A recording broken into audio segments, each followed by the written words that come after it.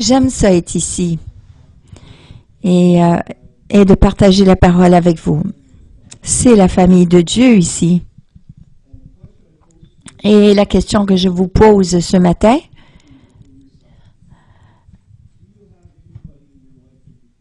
est-ce que vous avez quelqu'un dans votre vie en qui vous pouvez faire confiance complètement? Toute la journée, tous les jours,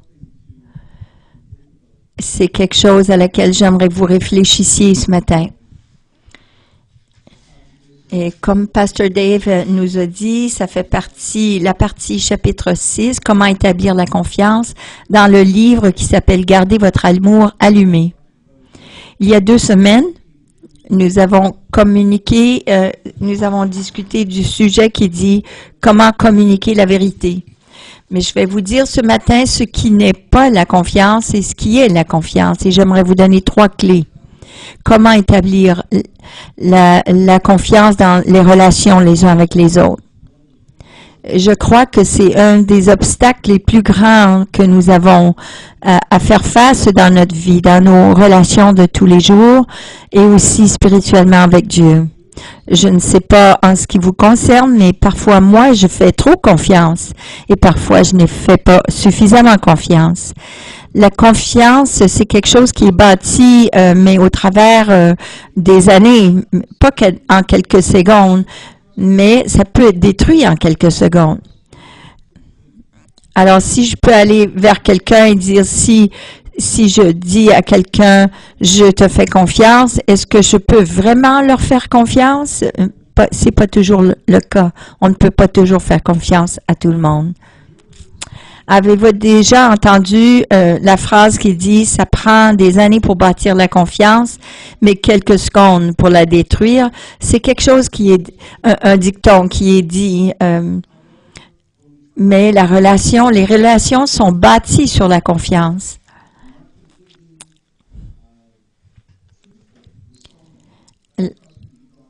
Lorsqu'on n'est pas fiable ou on ne parle pas la vérité envers quelqu'un, cette confiance peut être détruite en quelques secondes.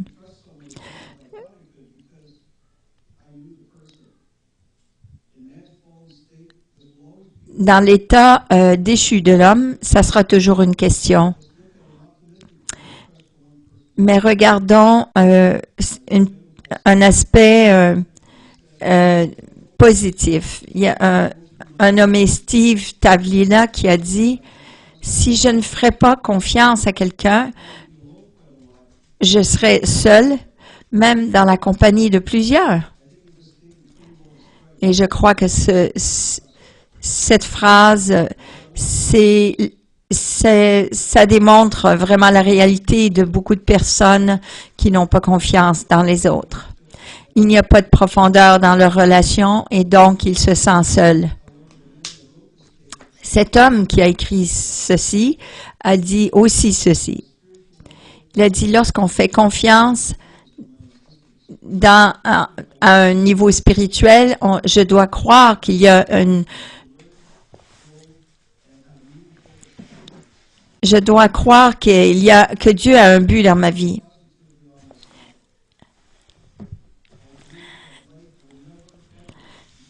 Je crois que la vie ne me trahira jamais.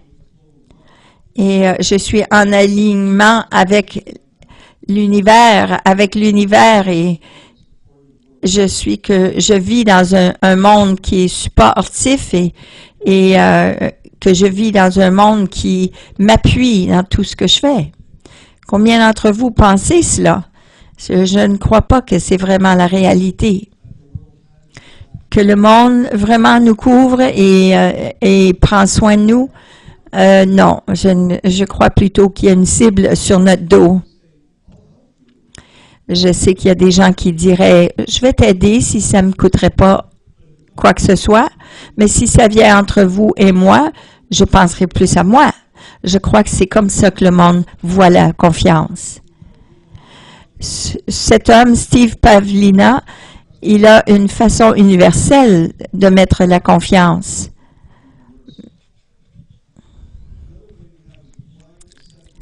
Une autre façon, c'est d'avoir une approbation. On accepte les gens aveuglément. La parole de Dieu nous dit, bien-aimés, ne croyez pas tout esprit, examinez plutôt les esprits pour savoir s'ils sont de Dieu, car beaucoup de prophètes de mensonges sont sortis dans le monde. 1 Jean 4:1 nous dit ceci. Il y a des gens qui ont du charisme et ils semblent attirer les gens vers eux. On les voit au travail, dans nos cercles sociaux et aussi dans l'Église. Mais ces gens peuvent être aidants, ils peuvent être même des amis. Mais parfois, ces amis, ces gens-là n'ont pas nos intérêts à cœur. Ils peuvent nous tromper dans un sens de sécurité, mais qui est faux. Dieu dit dans Jérémie 23 et verset 16, « Voici, dit l'Éternel, le Dieu des armées, voici ce prophète qui vous emmène dans des espérances qui sont fausses. » Ils parlent d'eux-mêmes, mais pas des mots de Dieu. On fait tellement confiance que ça semble irresponsable de ne pas leur faire confiance. Parfois, on prend pour acquis ce que les autres nous disent, et ça, c'est aveugle, une confiance aveugle dans les gens, mais ça peut nous induire en erreur.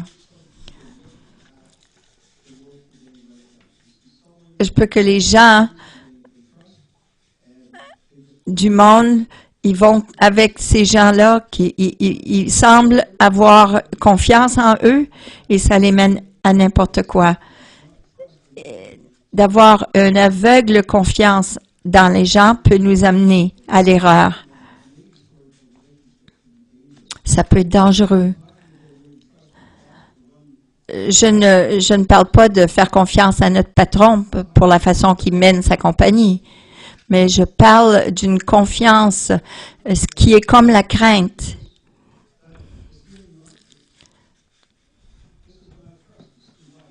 Ceci n'est pas la confiance, c'est la survie. Et c'est normalement sans amour. Cette personne se sent abandonnée, abusée, et ils croient qu'ils sont incapables d'être aimés. Et dans une relation, c'est d'être manipulé pour éviter la douleur ou pour même avoir un besoin rencontré.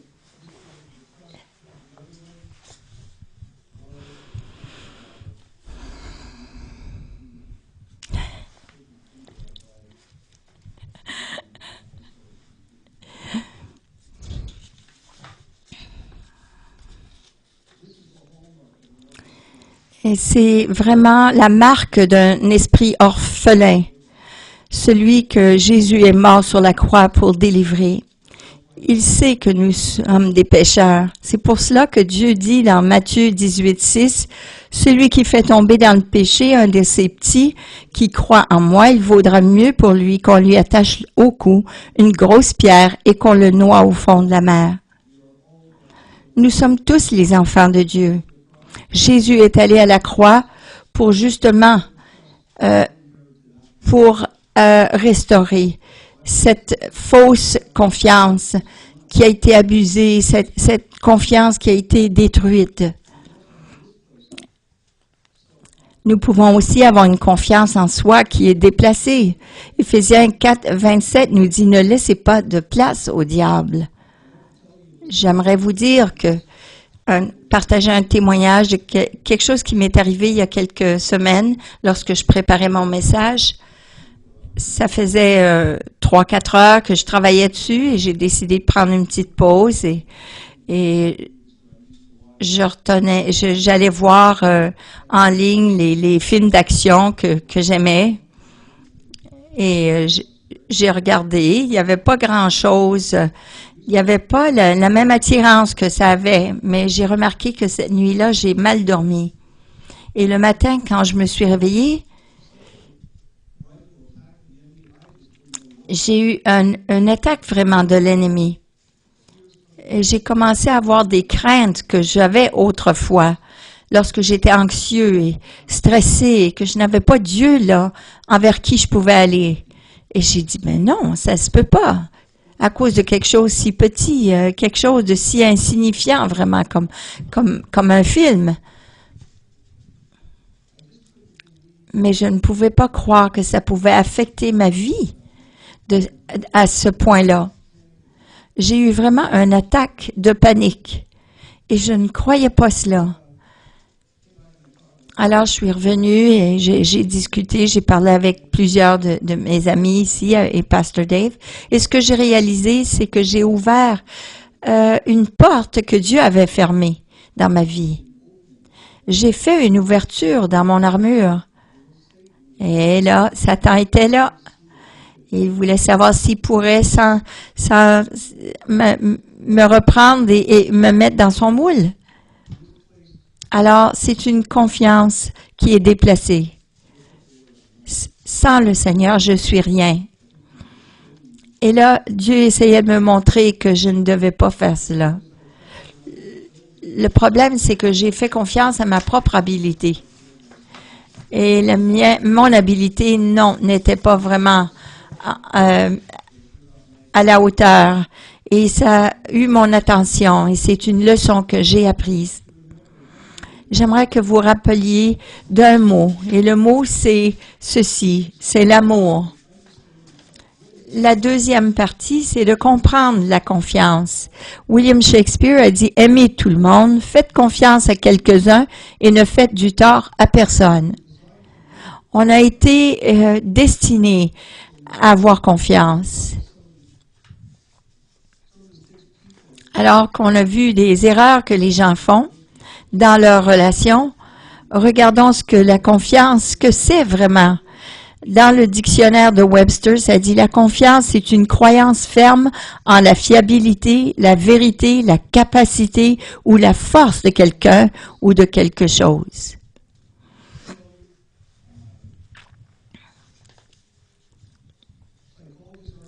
Les psychologues, ils argumentent que c'est une tâche que toute personne doit comprendre, mais dès l'enfance, pour développer des relations plus tard.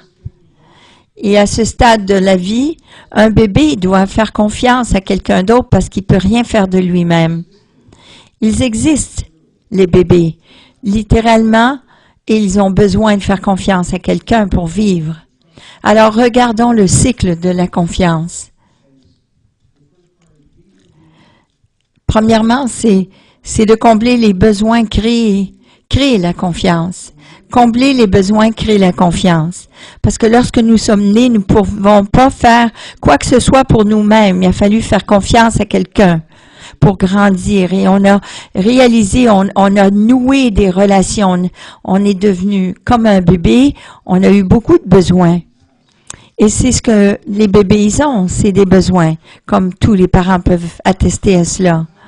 Nous savons, lorsqu'un bébé qui n'a pas ses besoins rencontrés, il nous fait savoir. D'habitude, c'est en criant ou en pleurant, lorsqu'ils sont fatigués, lorsqu'ils ont besoin d'être changés, lorsqu'ils ont faim. Et c'est surtout au mauvais temps. Hein? Et je sais que les parents peuvent comprendre cela. Et lorsqu'on rencontre ce besoin en particulier, alors il y a une confiance qui est établie.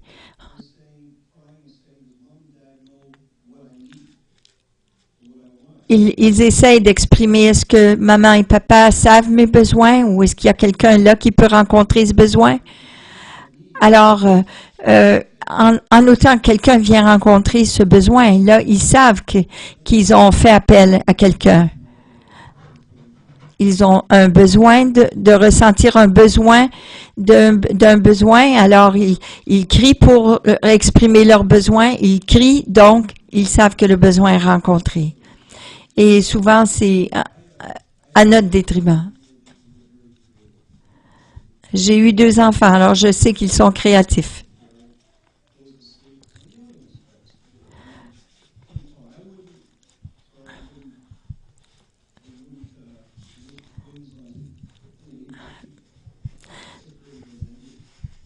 J'ai eu des jumelles, alors je sais que c'est demandant. Lorsque c'est pas un, c'est l'autre qui a besoin. Et je ne souhaiterais pas ça à personne d'avoir des jumeaux. Mais c'est ça, le bébé a toujours des besoins. Et ça semble simple, mais ça peut vraiment aller hors contrôle. Dans une institution, un bébé peut être lavé, nourri, mais souvent, parce que les gens sont occupés, ça peut être mécanique. Il n'y a pas d'amour, là. Mais ce qu'un enfant a besoin, ce qu'un bébé a besoin, c'est qu'on les voit, qu'on les prend dans nos bras, qu'on leur donne cet amour.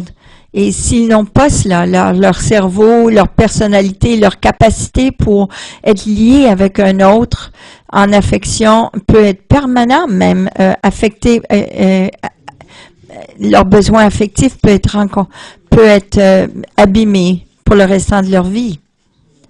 C'est d'ailleurs ce que les psychologues disent. C'est au travers de ces liens que la confiance est établie.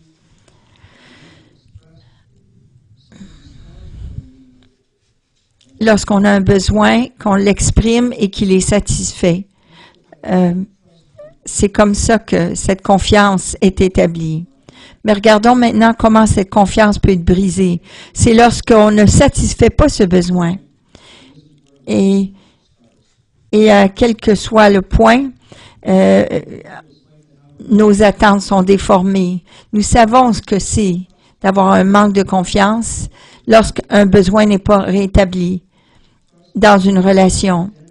La confiance, c'est de ne pas répondre à un besoin ou répondre d'une façon négative. On a déjà expérimenté ça lorsqu'on a dit à la personne, oui, d'être à quelque part et on ne peut pas lui faire confiance parce qu'il n'arrive pas à l'heure ou il ne vient pas du tout.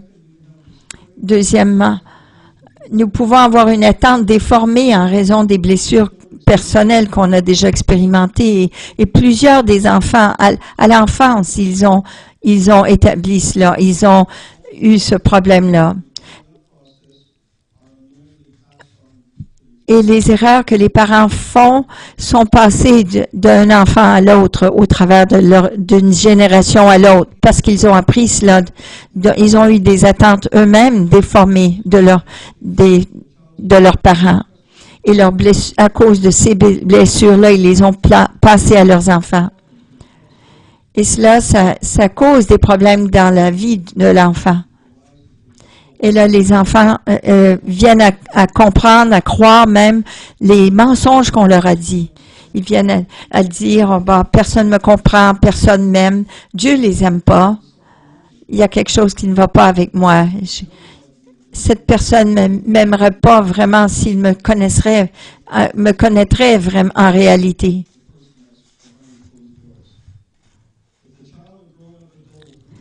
Si un enfant qui grandit est d'accord avec ces mensonges-là, alors il grandit avec une fausse attente.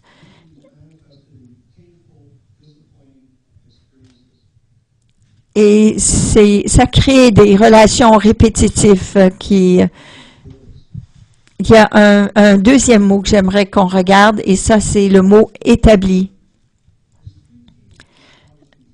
La troisième partie de ce chapitre, il y a 3 clés pour instaurer la confiance. Une, c'est la communication honnête. Et pour faire cela, il faut parler directement, il faut être direct. Dans le militaire, toutes les instructions sont données d'une façon concise.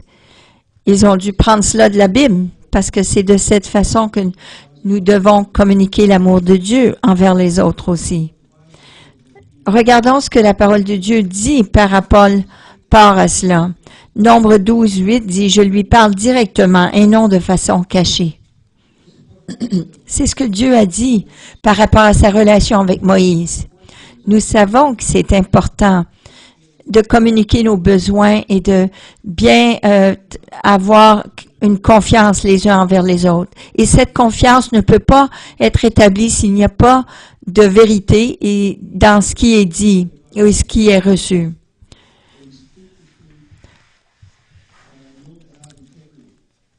lorsque nous sommes intègres et nous parlons la vérité et nous déclarons la vérité dans l'amour, nous pouvons établir cela. 3 Jean 1, 12 nous dit « Tous et la vérité elle-même rendent témoignage à Démétrios. Nous aussi, nous lui rendons témoignage et tu sais que notre témoignage est vrai. » Jean et ces gens, ils étaient des gens qui étaient reconnus pour leur vérité, la façon qu'ils parlaient respectueusement.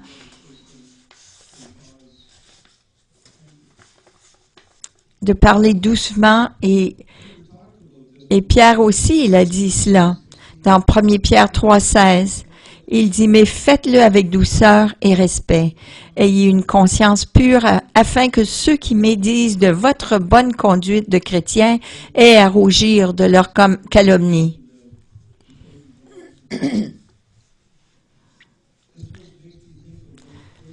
Ceci me rappelle de ce que Joyce Myers, elle a déjà dit dans une prédication. Elle parlait d'un chrétien qui s'en allait quelque part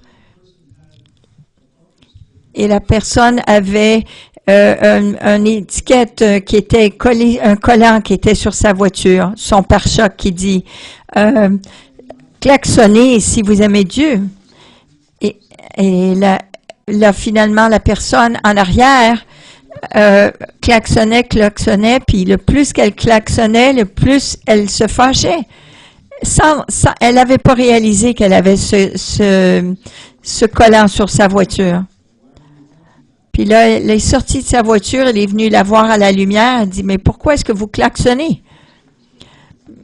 Mais votre voiture a un collant qui dit klaxonnez si vous aimez Dieu, alors c'est pour cela que je klaxonnais.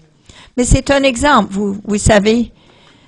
Non, ce n'est pas une façon de vivre, de la façon que la personne doit être douce et aimable envers les autres. Troisièmement, on doit parler lentement. Crier envers les autres n'est pas une bonne façon de communiquer avec les autres. Jacques 1, 19 dit « Sachez-le, mes frères bien-aimés, chacun soit prompt à écouter, lent à parler et lent à la colère. »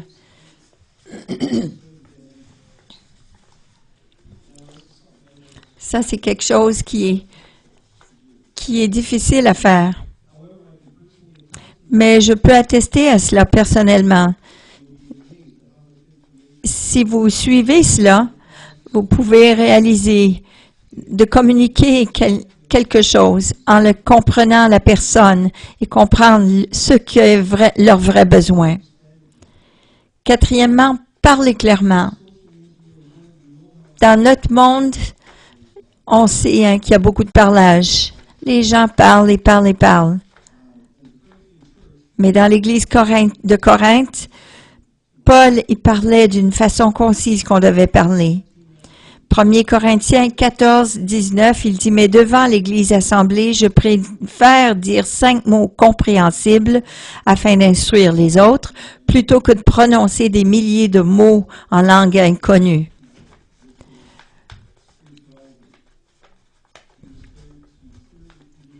Paul n'était pas là pour impressionner les gens, mais plutôt communiquer la parole de Dieu à plusieurs. Et si vous prenez le temps avant de parler, vous allez avoir, votre message sera clair et bien entendu. Si vous parlez d'une façon, 1 Corinthiens 14, 9 dit, « Vous aussi, si par la langue vous ne produisez pas une parole significative, comment saura-t-on ce qui est dit? Vous parlerez en l'air. » Cinquièmement, parlez avec bienveillance. Proverbe 10, 32 nous dit, « Les lèvres du juste connaissent la faveur, la bouche des méchants, la perversité. » Le peuple de Dieu doit parler honnêtement et d'une façon qui va être favoriser les gens et de démontrer la parole de Dieu, l'amour de Dieu. Pour avoir une relation intime avec les gens, on doit dire aux autres ce que nous ressentons, non ce que nous pensons. Lorsque nous disons « je crois que », il y a toujours quelque chose de négatif. par rapport à l'autre personne. Je ressens des choses. Alors, c'est mieux de dire « je ressens » parce que ce n'est pas confrontationnel. Psaume 25, 18 dit « Considère ma misère et ma peine et pardonne toutes mes fautes. » David, il voulait que Dieu connaisse ce qu'il ressentait et ne pas critiquer ce qu'il faisait. Il faut dire aux autres ce que nous ressentons à leur sujet. Il y a plusieurs choses qui sont dites dans la parole de Dieu. Philippiens 1:7, ça nous dit ceci, ce qu'il ressentait par rapport aux gens de Philippe. Et dans le livre de Galates, Paul, il voulait que les gens de Galates, il voulait savoir ce qu'il avait comme plan, mais aussi partager ce qu'il ressentait. Il disait, « Oh, mes petits-enfants, je souffre de nouveau pour vous, comme si je vous mettais au monde. Et cela va durer jusqu'à ce que Christ soit formé en vous. »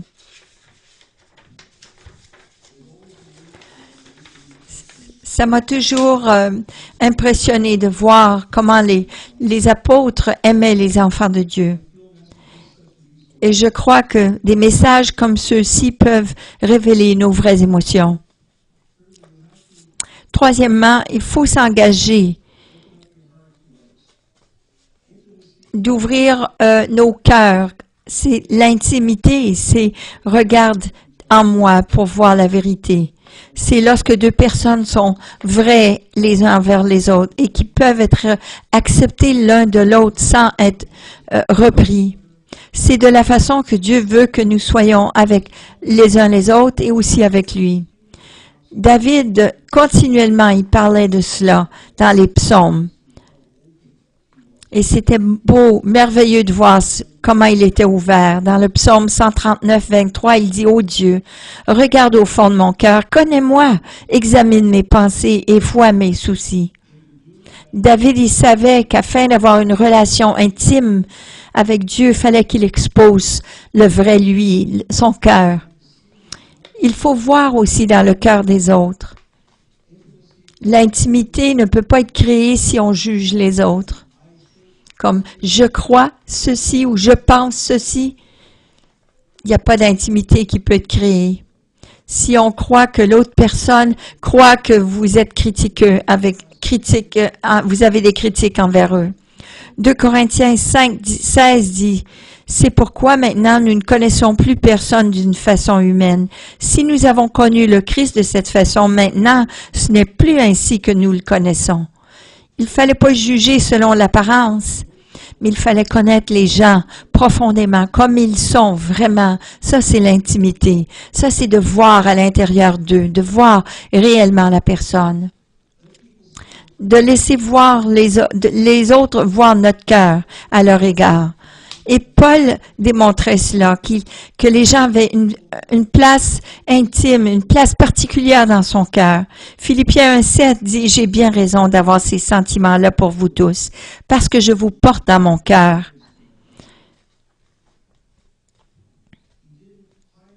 Il n'a pas caché ses sentiments pour ses frères et sœurs dans le Seigneur. Il était transparent avec eux et ça, c'est critique.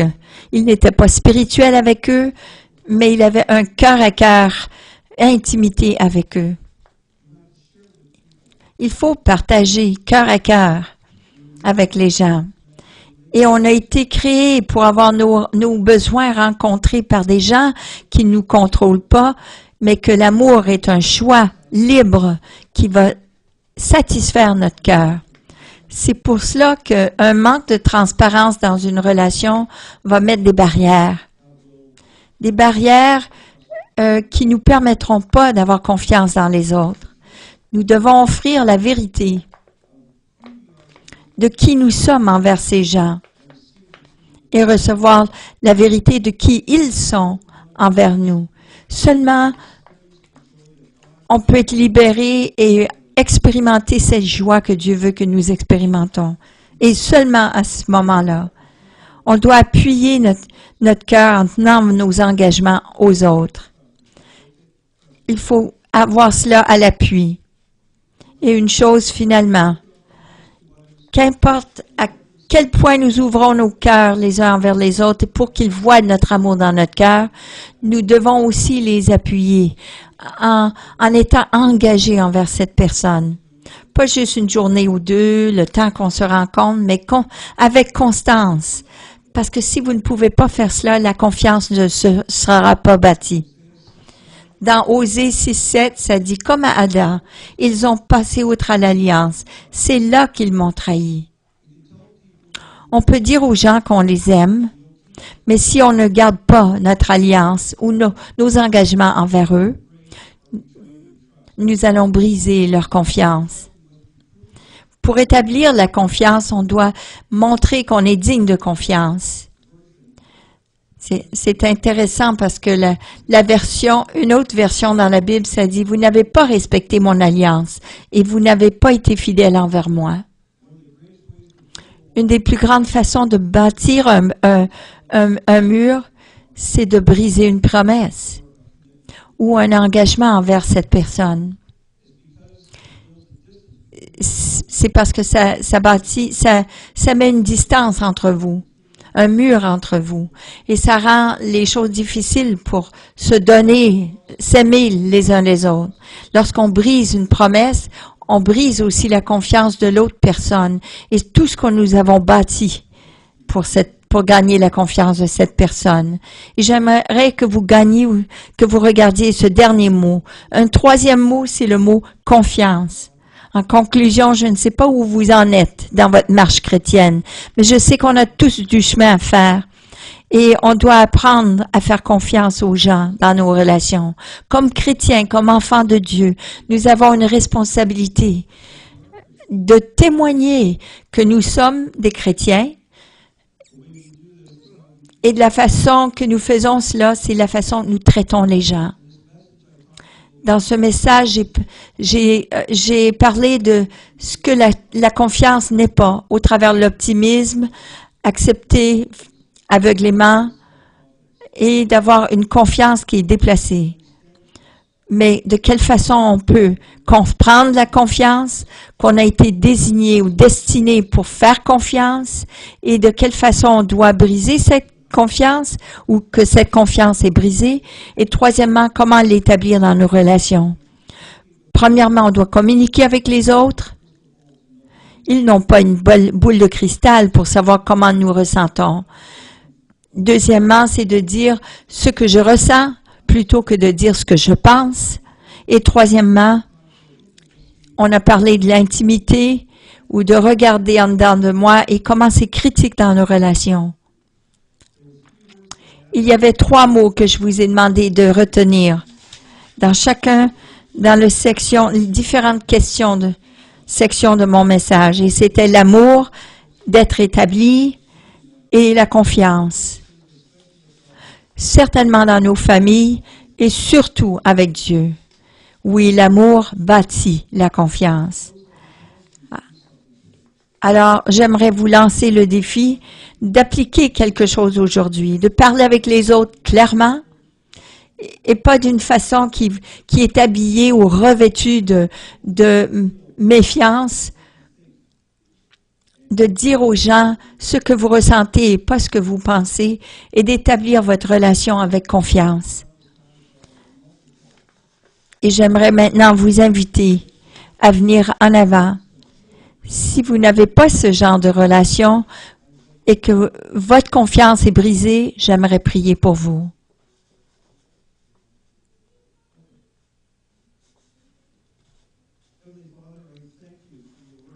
Père éternel, je te remercie pour ta parole. Nous savons que la confiance est mal utilisée et ça peut nous endommager profondément. Je prie, Seigneur, on puisse avoir un cœur ouvert, qu'on puisse communiquer clairement avec ceux qu'on aime, avec ceux avec qui nous avons une relation. Aide-nous, Père, de vraiment écouter les autres et ne pas être toujours occupés à nos affaires, mais aide-nous à être des frères et sœurs les uns envers les autres, de s'écouter, de parler clairement et de leur dire ce que nous ressentons. Je prie, Père, que cela va ouvrir des domaines qui sont blessés dans la vie des gens et que ça va leur donner un outil ou une arme, une façon de restaurer une confiance qui a été brisée et que ça puisse restaurer leur cœur. Merci, Père, pour ta parole aujourd'hui. Au nom de Jésus, Amen.